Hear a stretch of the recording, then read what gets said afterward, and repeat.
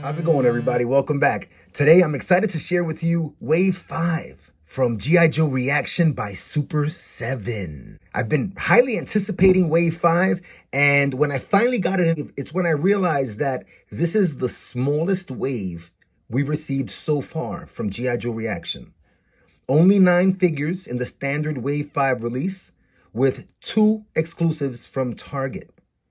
But otherwise, looking at the figures, I thought they were outstanding, and I'm excited to share them with you today. Second thing that I noticed was that there are 5 Cobra figures in the wave and 4 Joes. And then, of course, with the 2 Target releases, they are both also Cobra. So that brings our Cobra number to 7 and our Joes to 4 on the battlefield for Wave 5. So the Joes are outnumbered, and we're going to start with them today. Let's jump right into it with Mutt and Junkyard. Immediately when you look at the cards, the artwork is striking. But the way the explosive effect just draws your attention to the character. Great paint apps. Something that I love about these figures, it looks like the cartoon. Just so dope, so awesome. He's got his handler glove. The leash there, very dope. The helmet, I don't know if it's removable. If it is super snug there. And unfortunately, this is a carded review, so we're not going to be opening this up. Quick look at the bio here. Mutt is a natural with animals. Very, very nice. Our first entry on the Joe side, Mutt and Junkyard. We will take a look at the G.I. Joe MP Military Police. This is the only true army builder we've gotten in the way for the Joes. There are no variants, no facial hair variants, no uniform variants, and no flesh tone variants at all. And something that I thought was interesting about this figure, his flesh tone is an olive brown. And that is a slight variation in the paint from the other brown tones that we've received in the line so far. So I thought that was pretty cool, because it kind of, to me, gives the figure that look of the old school Green Army soldiers. With the olive brown flesh tone and with the olive uniform with the green hat, it kind of gave me that vibe of the green soldiers. And I thought it was so cool. Give you a close-up at the paint app there on the helmet, which might be removable, but I'm not sure. I will look for videos online for that. We do have the MP on the banner of the bicep. So very, very dope. And on the back, as you can see the file name, you can enter any name there. It is an army builder. G.I. Joe MPs are here to assist, defend, protect against all Cobra enemies. And since there are no packaged variants, I only picked up 3 of these. And I wonder if any other collectors are having that same experience with this wave. Are you picking up less army builders, less troop builders because there are no variants? I'd love to hear from you in the comments. Me personally, I didn't want to get 9 identical figures, so I only picked up 3 of this one this time on both Cobra and Joe side. So that's just a wondering, will a lesser number of variants in the troop builders affect how many people collect for their collections? But Joe number 2 in Wave 5, our G.I. Joe MP. Next up, we will look at our Combat Gladiator Duke. He's got his knot lightsaber. Bring him up a little closer. And this is a different face sculpt. We'll look at that in the comparison. It is also some different paint tones on the figure. The hair is also sculpted differently. And again, we'll look at all that in the comparison. He has this item, which I don't remember what it is, honestly. But it is from the cartoon, and he does have the anchor there attached to his ankle for his battle with Snake Eyes. Very, very nice. Clean paint apps throughout. Look at his bio. Snake Eyes, if we concentrate, we can resist the controllers. Very, very dope. Let's look at Snake Eyes. The 4th and final Joe in Wave 5, Snake Eyes Combat Gladiator. But a quick close-up look here at our Snake Eyes. You see that nice deep midnight blue. He has that same accessory, which forgive me for not knowing again. And then he has the anchor to his ankle there. We have his trident that also has that not lightsaber effect. He does have a net, which is also cloth. Very, very cool. Nice little touch is that this Snake Eyes doesn't have his grenades on the belt of his chest. He also doesn't have the pistol holstered there on his thigh. Quick look at his bio in the back. If it wasn't for Snake Eyes, we wouldn't have gotten the signal out to warn the Joes of Cobra's plan. Number 4, Snake Eyes. All right, looking at our Cobras. Starting out with our Cobra Trooper Camouflage Infantry. I'm loving the camo. It looks great. You've got like 3 or 4 tones of blue there in the camo. You've got the snake pattern. I mean, it looks dope. What you see in the artwork is the same pattern you see on the soldier. How dope is that? Very, very awesome. I can't tell if this is a Y-back or an H-back trooper. And I was hoping that there might have been variants of that, but I think it might be an H-back. And again, here we have a trooper with no variants in the wave at all. But looking at his bio, his Cobras swear absolute loyalty to their fanatical leader, Cobra Commander. And we have our Cobra Camouflage Infantry. Next up on the Cobra side, the Red Laser. I have no idea who this figure is. I had no idea who he was when I saw the product of, the upcoming photos or the name of him. But having him in hand, immediately he looks like he has a lot of the molded elements from Cobra Commander, but also some unique elements there in the head portrait, in the eyes, up where that skull and bones are. And he also has a backpack. I don't know if it has any function, but very cool. I'd love a purple version, but again, I guess that would be Purple Laser. Quick look at his bio. Red Laser is totally corrupt, brainwashed by Baron Ironblood to accept the slightest command from him. So he's just brainwashed. That's why his eyes are whited out like that. Our second Cobra in wave number 5. The third Cobra on our list today is Raven, the Cobra pilot. Another figure that I had no idea about.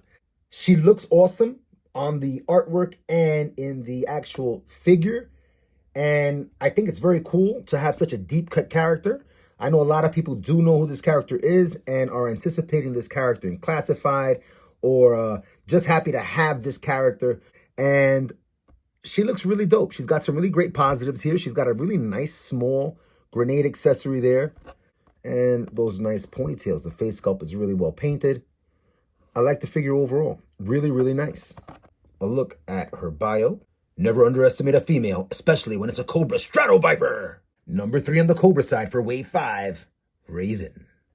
And for number 4 and 5, we got to bring them out together. We have Tomax and Zaymot. These were my 2 most anticipated in the wave, and they look absolutely great in hand. They do not disappoint. As soon as I saw them, I was like, wow, so cool. We have the white for the armor elements instead of the silver. That white is true to the cartoon. They have daggers along opposite sides of their body and also pistols on opposite hips. Very, very dope. If we look at their cards, it is the same bio. I'll put them side by side there in case you want to see it. And I'll bring one up close. These are the last 2 figures of the standard wave 5 issue. Cobra's number 4 and number 5, Zaymot and Tomax. The 2 Target exclusives, the Ninjaku figure, Cobra Assassin. It reminded me of Bruce Leroy from the movie The Last Dragon. Even here in that stance and that facial expression, it reminded me of him. You know, you could cover up all the gold and you've got Bruce Leroy. So this was instantly dope. And a quick look at his bio there. Our 6th Cobra in wave 5, Ninjaku.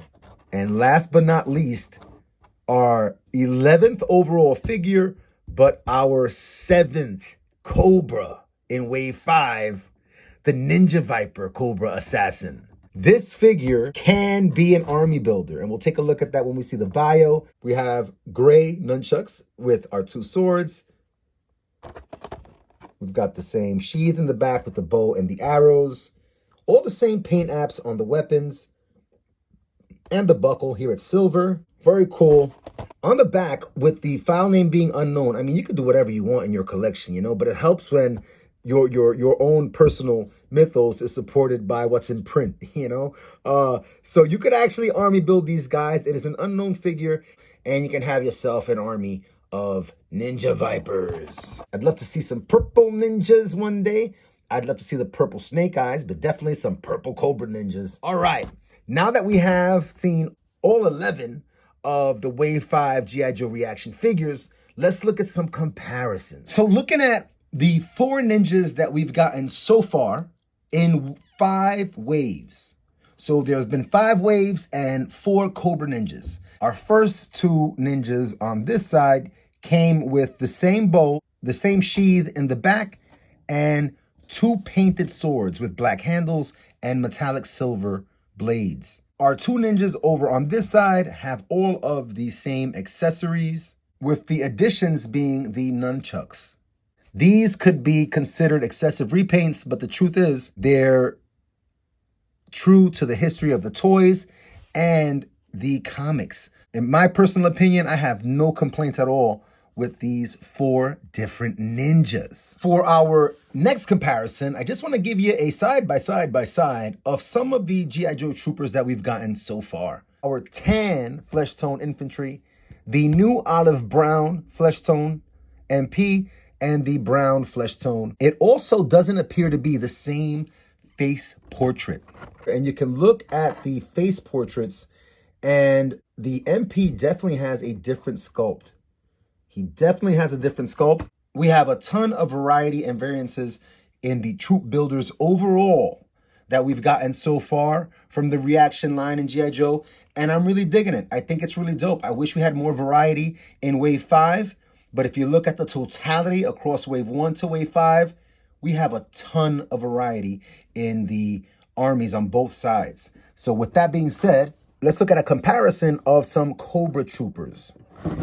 And taking a close look at them side by side, we have 2 pink flesh tone troopers, and you can see that the flesh tone is slightly darker on the one on the left. So a little bit of variation, very, very dope. For our next comparison, a side by side of the I'm a computer and the standard Wave 5 Mutt and Junkyard releases. Immediately you can tell that Mutt isn't wearing a helmet. Their tones of their suit are different, and the brown being used in both cases on their leather pieces is also different. Junkyard is brown on brown with more reddish orange eyes. And over here we have the black on brown for the Wave 5 release. So nice differences in the paint applications. And on the back, you do have your different bios. And with this particular style of figure, the cards being so much of the art and the beauty of the card of the collecting, these cards hit that mark. If you don't necessarily want 2 mutts, you know, that's great. But me personally, I love the idea of having 2 variants of Junkyard, and the changes there in Mutt also work for me. You know what I mean? I'm digging the whole I'm a computer. That PSA collection is hilarious. So let's move to the next comparison. Duke and Duke. Side by side here of the 2 figures. You can really tell that the sculpting is much narrower here on the new release. The color tones are different, both in the shirts and in the pants. The brown leather on the boots is also different. Not just a straight repaint, because you do have the different sculpted face portraits. You know, so it might not be for everybody, but I'm into those kind of like subtle variations and changes. And if I had to pick a favorite Duke of the 2, I like the color palette on our Wave 5 and the face portrait. I'd like it without the anchor on the ankle there, but I do prefer that Duke overall better. And of course the bios will be different for both figures. Last comparison, Mr. Snake Eyes. Looking at this particular figure, there are some cool subtle differences between the 2 figures. The blue color of Snake Eyes on both pieces of art on the cards is different. Lighter blue here, darker blue there. So I thought that was really cool. It caught my eye immediately. You can see that the artwork reflects the fact that Snake Eyes has his grenades here, and then in the arena, he does not. Those touches are really, really cool. It's a tremendous amount of attention to detail. And if you're a Snake Eyes person, you'll love that. You love seeing all that variation. Again, you see that he has his dagger here, no dagger on our Gladiator Snake Eyes. You see his sword sheathed in the back. Of course, you don't see that here. Really, really, really awesome touches. His dart shooter on his right wrist here is absent over here on the right wrist, right? Because they stripped him of all his weapons in the arena. I mean, those kind of details are outstanding. I absolutely love it.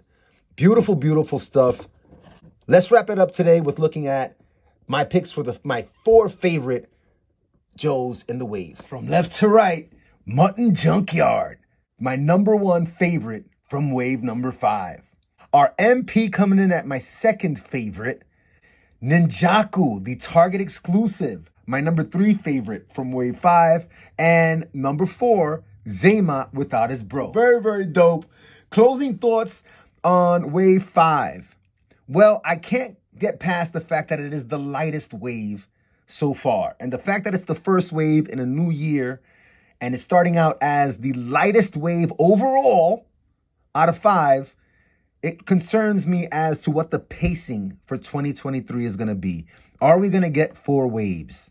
That concerns me because I'm a big fan of the line. I love G.I. Joes and I love this animation style. But I think it's a dope wave. In terms of holding up against other waves, we got some really unique characters in this wave overall, and we're getting deeper into the line. So I'm excited about that also. So heck yeah, as always, everybody, it's a lot of fun taking time out to share the experience of collecting toys as an adult. And I hope you're able to keep coming back. Until next time, everybody, take care.